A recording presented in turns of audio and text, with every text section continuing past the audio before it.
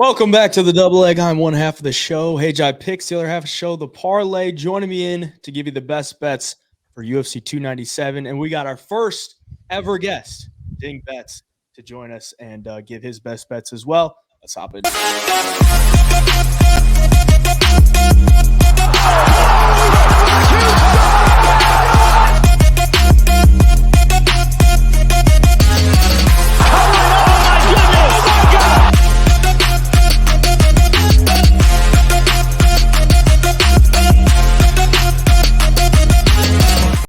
We got less than 48 hours before UFC 297 starts up, and we're looking forward to it. We just had the press conference earlier this week, or earlier today, and it was an interesting press conference. I mean, you got Sean Strickland firing up the crowd. You had somebody go up there, and one of the fans go up there, and I don't know what he wanted, but he just ran up to Sean Strickland, and then all hell broke loose. You got Mayra Bueno Silva going at it with Raquel. Pennington didn't see that one coming, but either way, we're betting on this card. We're going heavy. We're going to smack in the pay-per-views. We're looking to keep that going.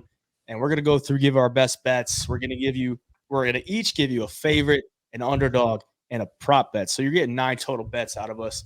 And these are all bets we got going on in the Double Leg Premium. Ding is one of our better cappers and one of the leaders in the clubhouse as far as the cappers on the Double Leg Premium. Had a good week last week, so we brought him on to give you the sauce. If you want to join that, the link is in the description. And how we doing, Ding? Welcome to the show. And you've been great in the Discord last year. We brought you on, and we're looking forward to your success in this year. So, how are we feeling about the card? Good, man. I'm super excited, to be honest. I have ever since Adesanya crushed my dreams. He was the last leg of my parlay, and Sean Strickland came into the scene. That's when I've really been trying to do some outside studying on stats, who's good at wrestling and all that type of stuff. But I think it's a crazy card. It's a sleeper card, to be honest. I think there's a lot of bangers. Like a lot of people are going to be very, very surprised. But I'm excited, man. Lots of money to be made. Absolutely. I'm ready to do it. Absolutely. Knowing how we feeling about the card before we get into the best bets. I love it. There's some underdogs on this card that I think are going to surprise some people. I think there's some lines that are completely off. I think a lot of the Canadian fighters are getting a lot of big love because of what happened in the last Canada card, because, they get the home crowd advantage. But I don't know. If you're going to be betting some of these big favorites this week, I think you got to be careful, because I think every single person on this card is live to get a win this week.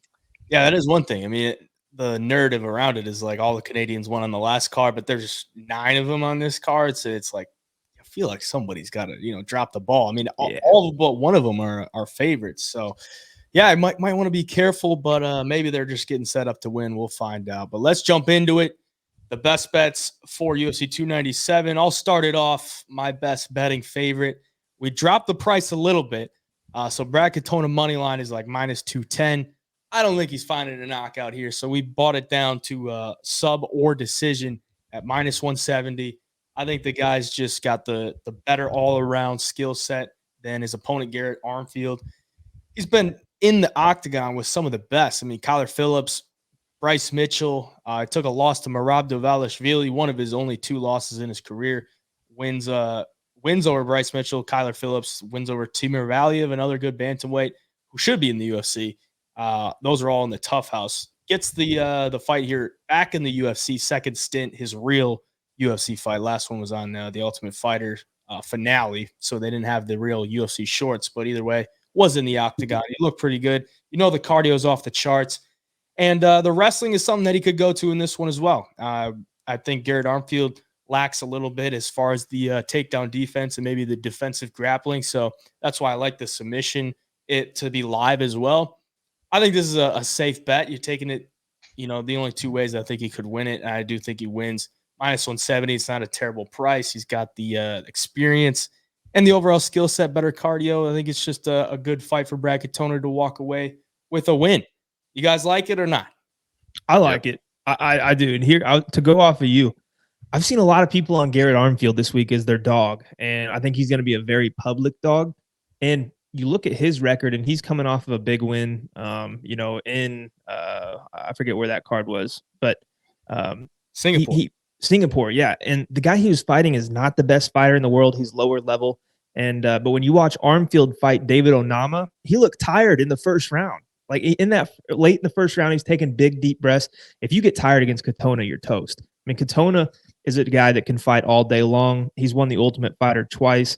I mean, the guy, people hate on him and they call him boring. And I think that's why he's not a minus 300 favorite here.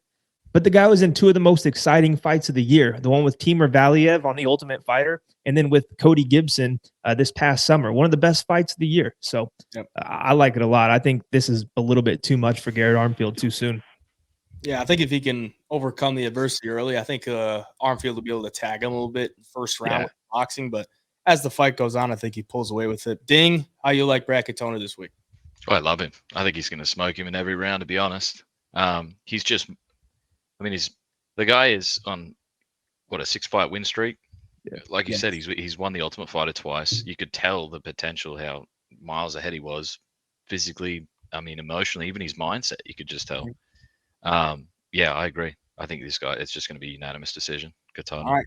Gassing up my pick. You'll love to see it. Let's move on to Nolan's best betting favorite of the week, Mayra Bueno Silva, money line, minus 160. Tell me about it.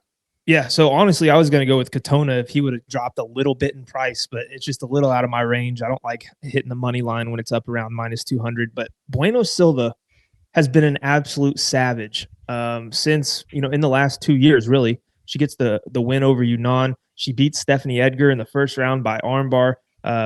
Shocks me and gets the submission against Holly Holm, which I didn't see coming at all. I thought that was a step up for her that she wasn't quite ready for. And she showed that she's more than capable and she can fight at that level for sure. Her loss to Manon Farrow could be the next champ very soon. That girl is that skilled. And, Raquel Pennington, been in the game forever, but dude, she's beaten Ketlin Vieira, who I haven't been that impressed with, Aspen Ladd, Chasson, Panny Kinziad, and Marion Renault. And so going from those level of fighters that she's beating by decision to a Bueno Silva who is super aggressive, who hits hard, who, if you leave your neck open for a split second like Holly Holm did, you're going to be in big trouble. I think stylistically, this is just a bad fight for Raquel Pennington because Pennington's going to want to go in there and, mix it up. She's going to look for little takedowns here and there. And on the feet, I think it's anybody's ball game. But if she makes a single mistake trying to get a takedown or reaching for a leg, that could be all she wrote. So I got to take the fighter that's capable of the finish, who probably wants it more, is hungrier. I think Bueno Silva is legit. I think she wants this fight a lot. And so I got to take her at minus 160. Dangerous for sure. Ding, how do you feel about it? Yeah. Here's how I feel. It's an emotional roller coaster for me with picking women fights. And I've just got to go with the value and the veteran. It's going to go either way. I see, everyone's point of view with, but Bueno Silva's an absolute monster. She popped that, submission out of nowhere on a veteran and just showed everyone like she's dynamite. But I got to go with the veteran on this one, only because I don't normally go with girl fights, but that's the only reason. Women's MMA thing. I mean, if you took every dog, every women's MMA fight, you'd probably be profitable. 100%. There are favorites at cash, and Mayra Bueno Silva definitely able to get a win here. More dangerous fighter for sure, and if she gets her out of there, it's probably in the first few rounds, I would assume. But that's Nolan's best betting favorite. Let's move on to Dings. Mike Malott inside the distance, minus 170. Tell me about it. Bro, the guy is an absolute monster. You can just tell. You've got those certain fighters where you can just tell they've got the magic. You've got Anderson Silva, prime Conor McGregor, Hamza maybe a year and a half, 2 ago when he was super hyped. You could just tell that there's like an elite level or an assertiveness about them. And this man, every fight, he just has that magic. Like, it's almost unexplainable, but I have him as an absolute, as I would say, in the Discord chat, an absolute horny lock on this one. I'm horny going horny on this one. He's horny. Yeah. Horny for a lot. Yes, sir. So, like, Magny's great. He's a veteran. He's been there a while. I think, my honest opinion, I think Mike Malott is miles ahead of Ian Gary, and Ian Gary, you know, he beat the brakes off Magny, but he couldn't put him out. I just think that extra step with Mike Malott, I think he's 100% going to put out Magny. Yeah, I mean, if this is a great spot for Mike Malott, if he goes in there, finishes Neil Magny with ease, like you're talking, this guy could be, you know, with the top contenders, you know, top 10 matchup his next time out. And you see the price there at minus 170 for Mike Malott because he's won all of his fights by finish. He's never seen a third round, and he's got the submission ability and the KO ability. So, yeah, it's a big spot for Mike Malott fighting in the home country, and I'm sure he'll be motivated to get it done. We'll move on to the betting favorite. I'm going with Marc-Andre, or betting underdog. I'm going with Marc-Andre Barriault, money line plus 165 over Chris Curtis. I don't like betting Chris Curtis at chalk, and I definitely don't like betting him at minus 200 chalk because we've seen him in a lot of these fights. He's a slow starter, and in this fight, he's not going to be able to take over on Marc-Andre Barriault. Like the cardio for Marc-Andre is up there with Curtis, and maybe even be better. Like he has the ability to overwhelm his opponents as well. If he can avoid getting knocked out, I think he's super live to get this one done and probably win a decision based on a volume. Chris Curtis, negative striking differential. Hate that for fighters.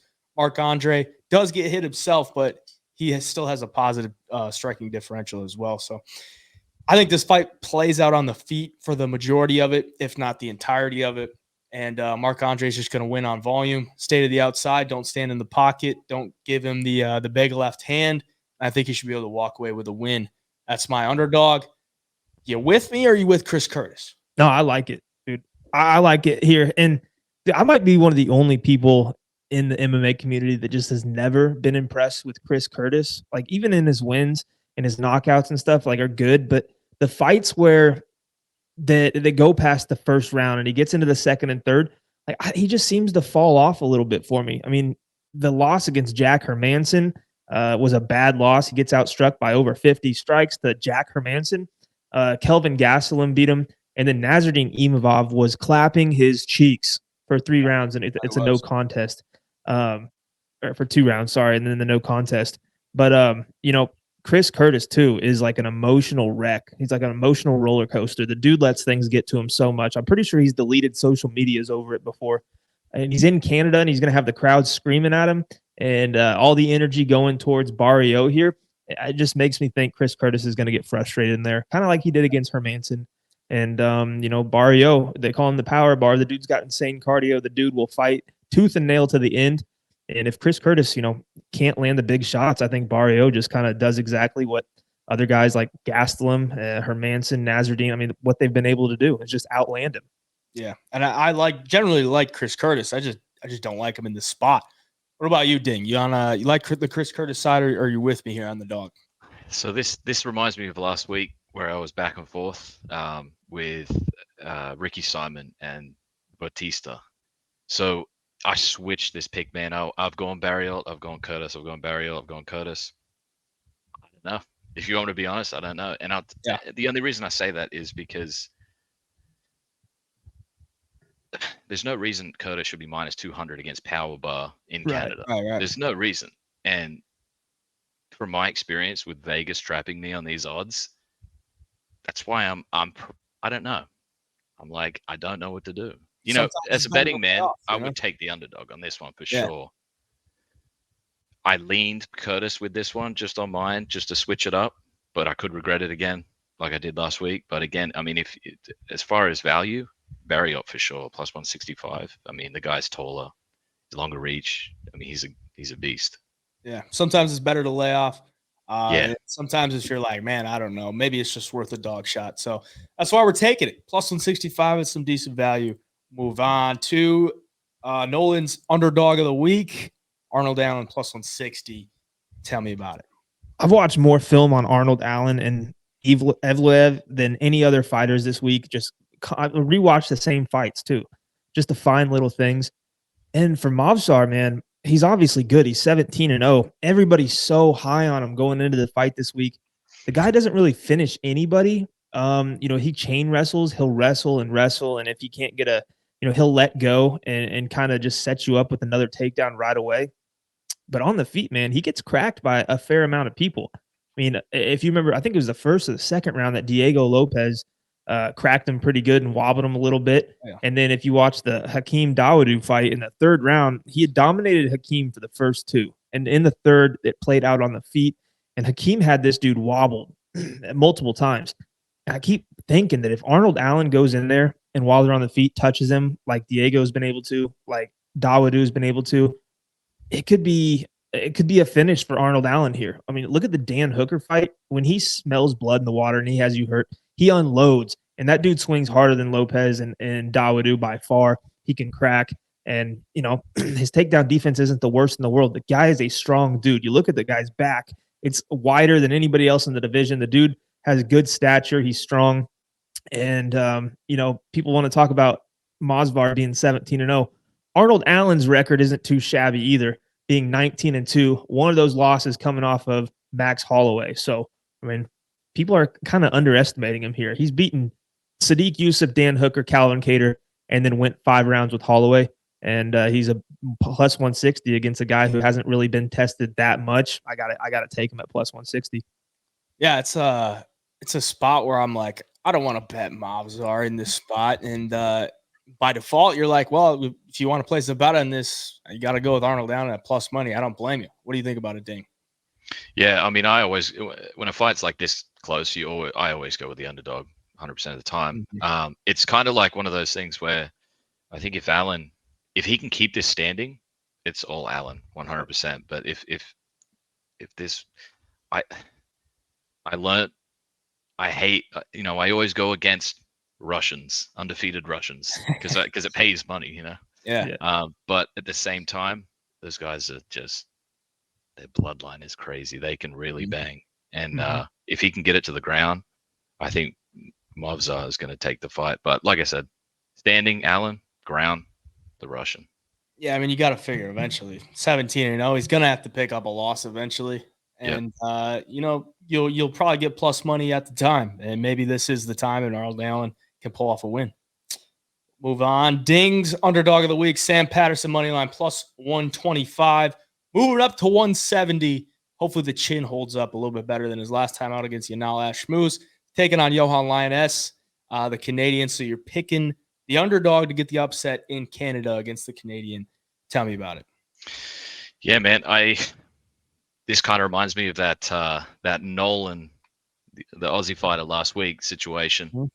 As long as he can hold up and withstand that first round, I think it's all going to be Sam. Yeah. He's got the height, the reach. There was a lot of hype, from the Contender Series behind him to go with that. And it's plus money, so I feel like he's going to want to try and, right his wrong from his first UFC fight. I mean, he got cracked. So I think he bounces back with this one. Yeah, it's a good buy low spot because it was a nasty KO, and he was a favorite in that one. And against some people would call him a midget, but a very smaller guy than Sam Patterson is. Yeah. And probably the jump up to 170 works out well. And Johan Lainesse hasn't really shown too much as far as skill set in the UFC. So I can't blame you there. What do you think about it, Nolan? Yeah, no, I'm the same way. And for Johan, my biggest thing is the guy's 1-2 in the UFC, but should be 0-3. I thought he lost to Darian Weeks. When fights go past the first round, he seems to struggle greatly. And I think if Patterson can just survive, he's got the good cardio mixed in with the volume. I think it's just a recipe for him to start breaking down Johan as the fight goes into the later rounds. I mean, look at the Gabe Green knockout. Johan just gassed in that second, and that was all she wrote. He had no defense. And then my last thing on this fight is just that Johan has the power, obviously, or everybody talks about it, but he doesn't really have a KO win in the UFC, just on the Contender Series. But it's not an explosive shot like Ashmouz had. He's more of like a big winging telegraphed right hand. And if he clips you with it, yeah, it's gonna, might put you down. But it's not fast. He's not explosive like that. And I think Sam Patterson moving up to 170 is going to help him out a little because he's still going to have the height and the reach, but he might be a little faster than these guys. And, he's not cutting all that weight. Chin might be a little bit better here. Yeah, that's a good point. We'll move on to my prop bet of the week. I got Jillian Robertson by sub plus 145. I believe she's like a minus 260 favorite. It might be a little bit bigger at this point. It seems like the line just keeps growing. But this one seems like the writing's on the wall. I mean, Polyana Viana, I love her. She follows me on IG, and everyone loves her. But I don't think she's got too much of a gas tank to begin with. And number two, like her striking is solid, but I don't think it's anything that Jillian Robertson hasn't seen. And a lot of times where we see Jillian Robertson lose is she's fighting a striker that has good takedown defense and can put up a lot of volume. I don't think that's Polyana Viana. Viana welcomes getting taken down to the ground, and she'll work her guard. And maybe she pulls off some armbar from guard, and that's where we would lose here. But I think Jillian should be able to take her down and get on top, stay safe, get into a dominant position, make her make a mistake, maybe just wear her out for a round or two and eventually find a sub. We saw it in Polyana's last fight. I mean, she got taken down a couple times and eventually gets arm triangle chokes. She got arm barred by Veronica Hardy back in 2019, which is the Veronica Hardy that was before she started dating what's his name? Dan Hardy.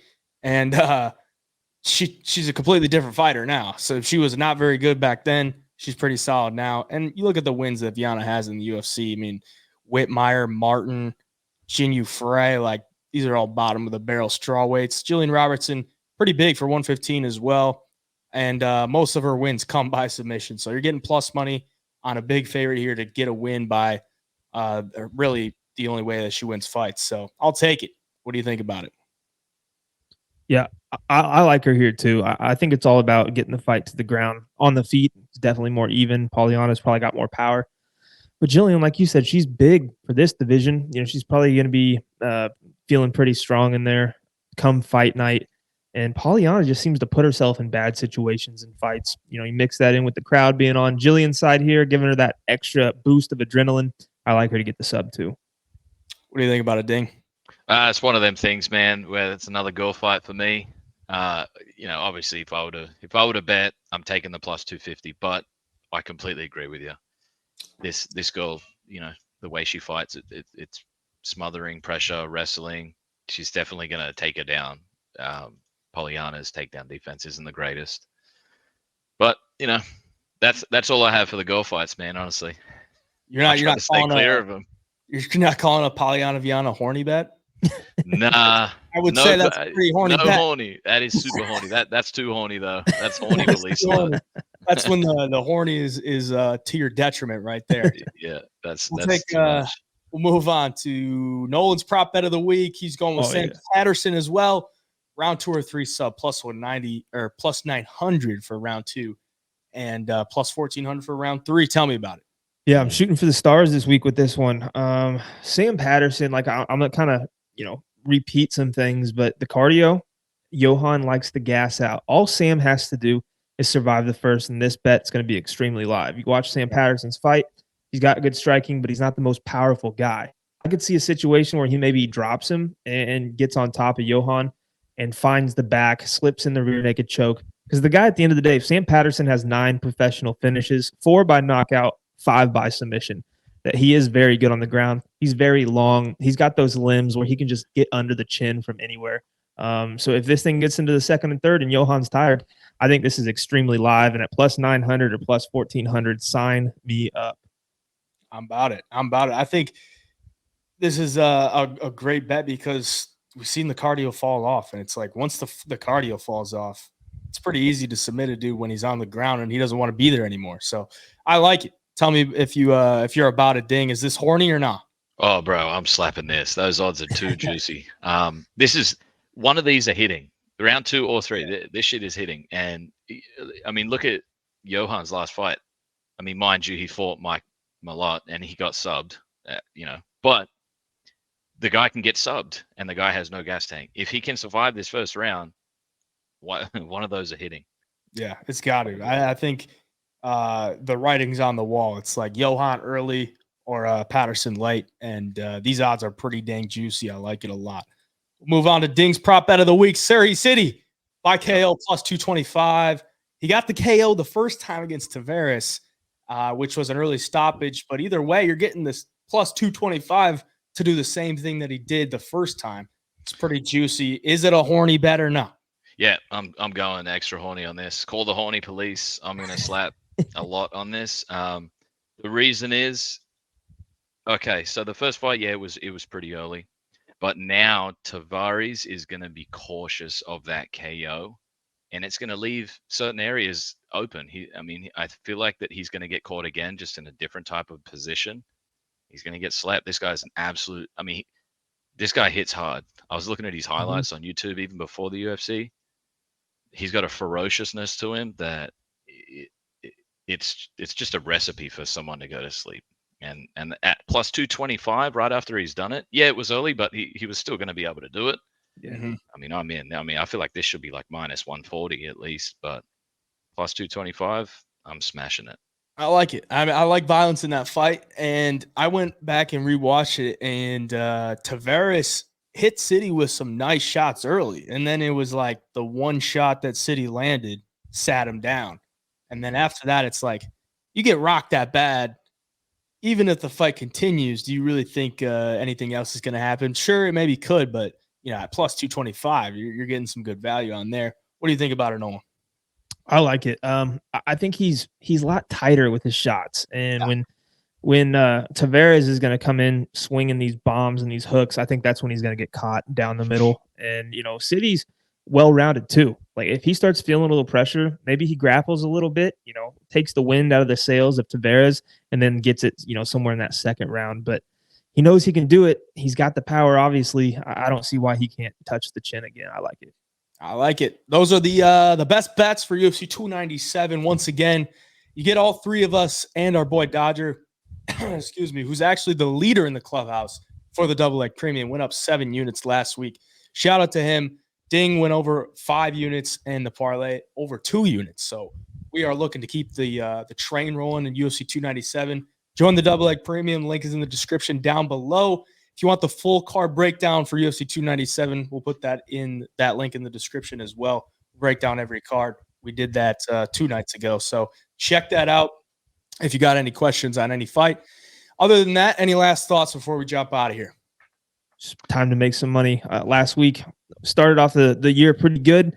We got some good people giving out plays in the premium, and I'm pumped to see what happens this week because you and I last year killed pay-per-views. The Discord ate all year with the pay-per-views. I think we can continue the streak. It's going to be a big weekend. I'm about it. Anything from you, Ding? Yeah, man, I'm excited. I've been cooking up all week, with all these NBA plays. I've been building up my bankroll for this card. And one quick thing before we go. I'm not recommending anyone do this, but it's plus 6,500. But I've got Charles Jourdain. I got that fight, Charles Jourdain, to end in a draw. Probably won't happen, but I'm sprinkling. That's not bad. Hey, some weird shit's gonna happen. I feel it. Woodson went to a draw already, so it is definitely possible. A little 10-8 in one of the rounds. You make it to the scorecards, and crazier shit has happened. So that's a little gem at the end of the show. If you stay till the end, we appreciate you. Hit the subscription button for us. Hit the like button for us. And you can follow us at the Double Leg on Instagram. Stay up to date with everything. We'll give out our free pick there as well on Saturday. And we're ready to go. We're locked and loaded for UFC 297. Appreciate you all. You can follow me on the medias at HeyJaiPicks. Where can they follow you, boys? Starting with Nolan. All social medias at the Parlay MMA. Ding, where can they find you? Jump on Instagram at DingBets. All right, we appreciate you all. Till next time, the Double Leg signing out.